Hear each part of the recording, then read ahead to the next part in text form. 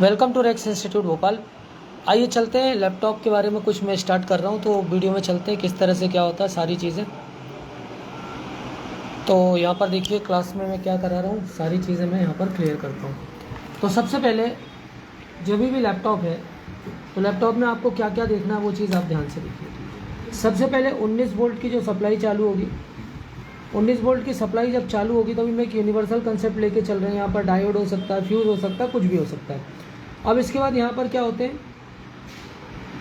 Transistor होते हैं Q1 Q2 जो भी आप नाम देना चाहें। एक डिस्चार्जिंग मॉसफेट होगा और होंगे फिर चार्जिंग के लिए, ठीक है।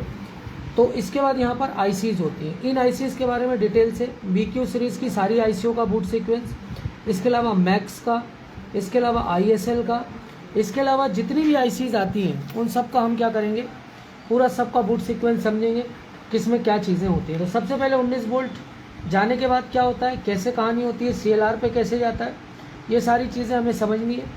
उसके बाद क्या सारी चीज़ें फिर कैसे आगे बढ़ती हैं, फिर यहाँ से जो डिस्चार्जिंग मॉसफेट का है उसका कंसेप्ट क्या है, फिर वो CLR से होता हुआ आगे कैसे जाता है डिस्चार्जिंग मॉसफेट पर, ये सारी चीज़ें, ये गेट सारे इसके यहाँ से इस तरह से कनेक्टेड होते हैं। तो अब BQ सीरीज़ है, मैक्स है, ISL है, ये जो भी OZ है, जो भी सीरीज़ की आईसी होती हैं सब में पिंस का डिटेल क्या हो सकता है, अलग अलग हो सकता है। अगर जैसे मैं बात करूं कि ISL 88731A आईसी है, तो ISL 8 जो 88731 है उसमें DC इन, AC इन, AC ओके, SCA, SDL, फिर IINP, CV, NC, CCS, reference voltage, ground, इसके अलावा जो NC नॉट कनेक्टेड पिंस आती हैं, फिर VST, LDO, VCC, DHI, LX, DLO, power ground, CSIP, CSIN, FS, FVSA और FVSB। तो ये हो गई आपकी ISL का। फिर BQ सीरीज़ में भी AC इन, AC detect, AC okay, AC drive, इसके अलावा उसमें फिर जो आपका जो कंसेप्ट होता है रीजन वोल्टेज। तो ये सारे सीक्वेंस आपको हर आईसी के हिसाब से क्या होना चाहिए, पता होने चाहिए। अब ये सीक्वेंस अगर आपको पता नहीं है तो कई बार दिक्कतें आएंगी कि AC ओके हाई जा रहा है, AC ओके लो जा रहा है। ये कंसेप्ट अगर आयो तक सही नहीं जाएगा तो भी क्या होगा, बहुत बड़ी दिक्कत खड़ी होगी। अब इस वीडियो में मैं सबसे पहले आपको जो बताने जा रहा हूँ वो शॉर्टिंग का कंसेप्ट बता रहा हूँ कि शॉर्टिंग का कंसेप्ट कैसे होता है। अब अगर N चैनल मॉसफेट है, दोनों N है, दोनों एक N है, एक P है, दोनों PP है। अब अगर BQ सीरीज़ की IC लगी है और P चैनल मॉसफेट है या ISL की लगी है जिसमें AC ड्राइव का कंसेप्ट नहीं है, तो क्या कंसेप्ट होता है P चैनल के लिए, क्या कंपैरेटर का क्या यूज़ करके आईसी के बाहर से उसके चैनल, उसका जो गेट है उसको कैसे हाई लो करते हैं, उसका कंसेप्ट हम जब चार्जिंग आईसी की सीरीज़ चलेगी तो उसमें मैं आपको क्लियर कराऊंगा।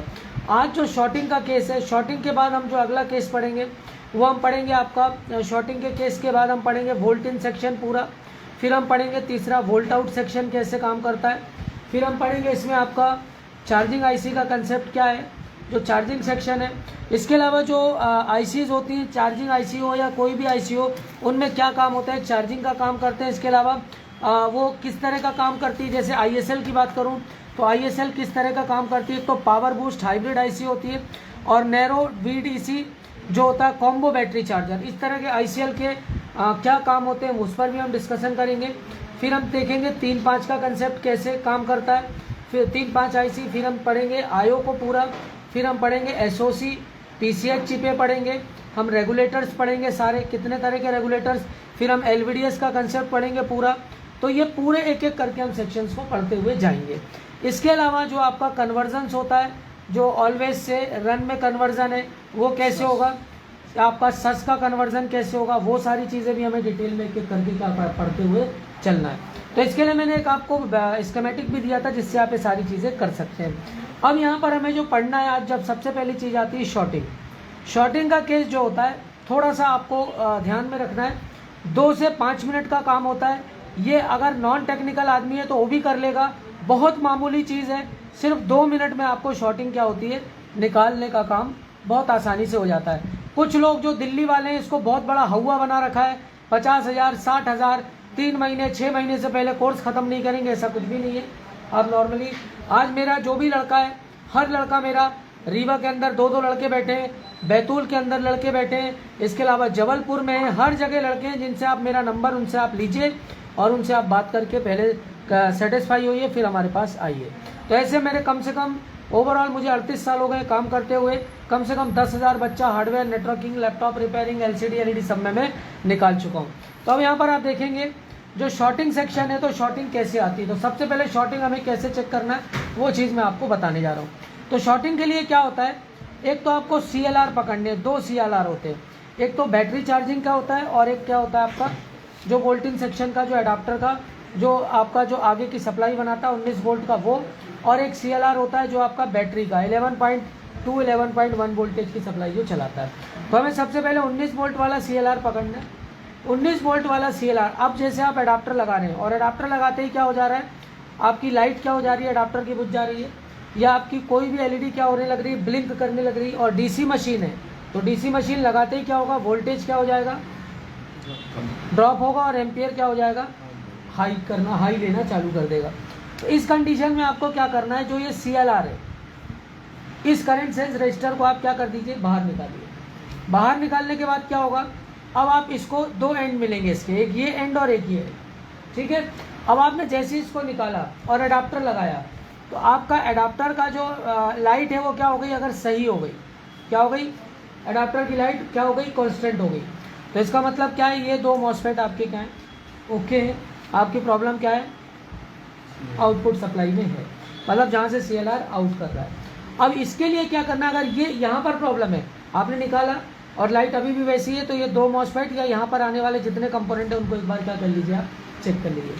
अब हमने इसको जैसे ही बाहर निकाला, अब बाहर निकालने के बाद अब हमारा यहाँ पर कहाँ जा रहा है 19 वोल्ट, 3-5 पे जा रहा है, चार्जिंग में जा रहा है, सारे रेगुलेटर्स पे जा रहा है, रैम सेक्शन में जा रहा है, कोर सेक्शन में जा रहा है, तो कहीं भी शॉर्टिंग हो सकती है।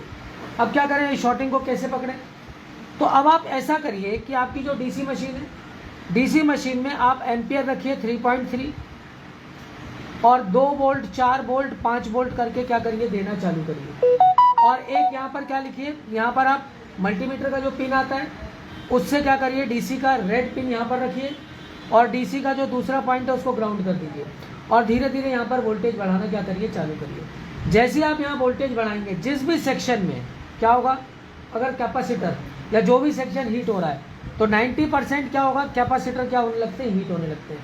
तो आप उस कैपेसिटर को क्या कर दीजिए, हटा दीजिए, प्रॉब्लम क्या हो जाएगी, सॉल्व हो जाएगी। उस दिन हम लोग कर रहे थे तो वहाँ पर हमें चार्जिंग सेक्शन के पास ही का कैपेसिटर क्या हो रहा था, हीट हो रहा था, हमने हटाया और लैपटॉप क्या हो गया, सामने चालू हो गया। तो ये तो हो गई एक शॉर्टिंग निकालना की कैपेसिटर से नॉर्मली निकल गई। इसके अलावा शॉर्टिंग जब इसके ऊपर जाती है तो फिर कंपोनेंट लेवल पे भी क्या होती है, फिर आगे मॉसफेट वगैरह में भी क्या हो सकती है दिक्कत। तो उसको भी फिर मैं किसी वीडियो में और आपको क्या करूँगा, आगे बताऊँगा। तो सबसे पहले ये समझ में आ गया शॉर्टिंग कैसे हटानी। दूसरा केस इसमें जो सबसे ज़्यादा फंसता है कि 19 वोल्ट आगे क्या नहीं होता है, मूव नहीं होता, मतलब 3-5 सेक्शन में नहीं जा रहा है, 3-5 सेक्शन में नहीं जा रहा है, मतलब आपकी जो बैटरी है, बैटरी पर क्या होगा, SDA होगा, SCL होगा और 3.3 वोल्ट होगा, ठीक है, LDO होगा, और यहीं से एक पुल अप रजिस्टर लग के क्या होंगे, SDA और SCL पर क्या होगा, एक रजिस्टर लग के सप्लाई जाएगी, ठीक है। तो अगर यहाँ पर आपको बैटरी पर 3.3 वोल्ट मिल गया है तो इसका मतलब क्या है, हमारा चार्जिंग और 3-5 सही होने की संभावना 99% क्या है, सही है। एक कंसेप्ट और होता है जो मैं बताऊंगा कि उस कंडीशन में भी एक दिक्कत और आती है। अब अगर आपका ये 3-5 का कंसेप्ट नहीं हो रहा है, LDO 3.3 वोल्ट, कई बार ये ऑलवेज से भी चलता है और रोम पे ऑलवेज से भी जाता है। तो LDO अगर 3.3 आपको हर जगह मिल गया है तो मतलब 19 वोल्ट क्या है, प्रॉपर है। अब अगर आपका 3.3 कहीं नहीं मिल रहा है तो मतलब क्या है, आपको सबसे पहले वोल्टेज सेक्शन को चेक करना है। अब आपका वोल्टेज सेक्शन को क्या चेक करना है, अब ये जो मॉसफेट होते हैं, अगर AC ड्राइव वाला कंसेप्ट है, N चैनल मॉसफेट है, तो क्या होगा, हमेशा गेट क्या रहेंगे, हाई रहेंगे। अब अगर P चैनल है, P चैनल का मॉसफेट क्या है, गेट क्या होता है, लो होता है।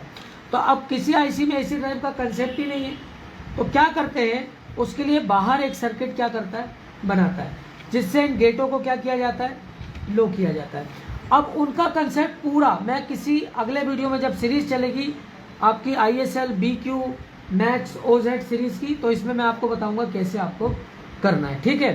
तो अभी तो BQ सीरीज में AC ड्राइव का कंसेप्ट रहता है और P चैनल में क्या रहता है, आपका गेट लो रहता है। पी में रोल है, अगर वो हाई हो रहा है तो फिर हमें वो सर्किट पूरा क्या करना पड़ेगा, पढ़ना पड़ेगा। ठीक है, वो सर्किट मैं कल या परसों में आपको भी कराऊंगा। तो सबसे पहले आपका ये 19 वोल्ट का कंसेप्ट आपको देखना है कि ये गेट और 100 में से 70 बार क्या हो जाते हैं, गेट कभी जो लो होने वो हाई हो जाते हैं और जो हाई होने वो क्या हो जाते हैं। अच्छा, स्कीमेटिक में भी लगा रहा है 20 वोल्ट पे गेट है, इतने हो रहा है, तो अगर BQ सीरीज है तो AC ड्राइव जाएगा, AC ड्राइव जाएगा 19 प्लस 6 25 वोल्ट जाना है। अब अगर AC ड्राइव 25 वोल्ट नहीं निकाल रही है, अगर AC ड्राइव का कंसेप्ट है, BQ सीरीज है, तो क्या क्या चेक करोगे आप। सबसे पहले आपका जो आपका VCC आ रहा है वो आ रहा है कि नहीं, फिर आपका AC डिटेक्ट प्रॉपर है कि नहीं, फिर आपका क्या नहीं जाना चाहिए, LDO रीजन, अलग अलग आईसी में अलग अलग नाम होते हैं, ये सब प्रॉपर बेसिक रिक्वायरमेंट जब तक पूरी नहीं होगी तब तक आईसी क्या नहीं करेगी, अगले वोल्टेज पे जाएगी नहीं। तो हर आईसी का हमें बूट सीक्वेंस क्या होना चाहिए, पता होना चाहिए। AC drive, AC okay, reason check करने का मतलब आईसी, रीजन चेक करने का मतलब 90% होता है कि आईसी क्या है, सही है। ठीक है, तो ये सब सीक्वेंस में हमें आगे बढ़ना पड़ेगा। इसके अलावा अभी मैं आपको एक आध दिन में ये सारी आईसीओ की सीरीज़ चालू करूँगा, फिर 3-5 आईसीओ की सीरीज़ चालू करूँगा, फिर ये आपका जो गेट का हाई लो कंसेप्ट है, PSL लॉजिक अपन पूरा पढ़ेंगे, तब जाकर ये सारी चीज़ क्लियर हो जाएगी। क्लियर है कहानी। तो अगर आपका लैपटॉप शॉर्टिंग में तो ऐसे काम करना है जो मैंने आज बताया। अच्छा, इसके निकाल देंगे तो फिर हाँ, अब देखो, अब आपने कैपेसिटर यहाँ से जैसे ये निकाल दिया, यहाँ पर एक आईसी पे वोल्टेज जा रहा था, ठीक है, यहाँ पर कैपेसिटर लगा है। अब आपने इस कैपेसिटर को हटा दिया तो क्या होगा, क्यों वोल्टेज ब्रेक होगा, एक प्लस और माइनस में लगा हुआ है ना, तो प्लस और माइनस के बीच में लगा हुआ है, तो ये तो सिर्फ प्रोटेक्शन के लिए लगा था ना, इसको हटा भी दोगे तो क्या होगा, वोल्टेज तो जाता रहेगा ना, अगली बार जाएगा तो आईसी होगा। हाँ, तो वो दिक्कत है ना। अगर है कंडेंसर मिल रहा है तो उसी सेक्शन से निकाल के लगा दो, या स्कीमेटिक में वैल्यू देख के निकाल दो, नहीं तो नहीं भी कोई दिक्कत नहीं होती। हमने तो 100 में से 90 लैपटॉप क्या कर दिए, ऐसी चला दिए, कोई दिक्कत नहीं है, अभी तक चल रहे। लेकिन सही अगर तरीका है तो आप वहाँ पर कंडेंसर लगा, कैपेसिटर की बात हो रही है। कैपेसिटर निकाल के भी अगर चालू कर, हाँ, अगर शॉर्टिंग है तो चालू हो जाता है, और अगर इनपुट वाले में VCC में अगर कैपेसिटर निकाल के लगाएंगे कोई दिक्कत नहीं, कोई दिक्कत नहीं, प्रोटेक्शन में जितना लगा कहीं कोई प्रॉब्लम नहीं होती। अरे भाई, ये घर है, यहाँ पर आपका पानी आ रहा है, अब आपने यहाँ ड्रेनेज सिस्टम नहीं रखा, कभी पानी ऊपर आया तो घर में क्या हो जाएगा, बाढ़ आ जाएगी। वही चीज़ है कि यहाँ पर ये चीज़ है तो अगली बार आएगी तो आईसी क्या हो सकती है, ख़राब हो सकती है। इसीलिए कोशिश करेंगे यहाँ पर कैपेसिटर वापस लगा दें। ये क्लियर हुई कहानी। तो आपको शॉर्टिंग का केस क्लियर, कल चार्जिंग आईसी पूरी ISL, कल के वीडियो में हम ISL, BQ, मैक्स और TPS सबको क्या करेंगे, कल पढ़ेंगे और समझेंगे सबकी पिन का डिटेल कैसे हमें पढ़ना है। तो ये सारी चीज़ें आपके सामने लैपटॉप रिपेयर करके दिखाऊंगा, चाहे वो चार्जिंग सेक्शन हो, चाहे गेट हाई हो, चाहे लो हो, 3-5 हो। इसके अलावा जो आपका IO की रिक्वायरमेंट है वो भी पूरी कराऊंगा, SLP3, SLP4, SLP5 सारा किस तरह से इन आउट हो रहा है वो भी समझाऊंगा। IO से सिग्नल VR ऑन हो रहा है, क्या हो रहा है, वो सारे कंसेप्ट भी आगे पूरा पढ़ेंगे। Thanks for the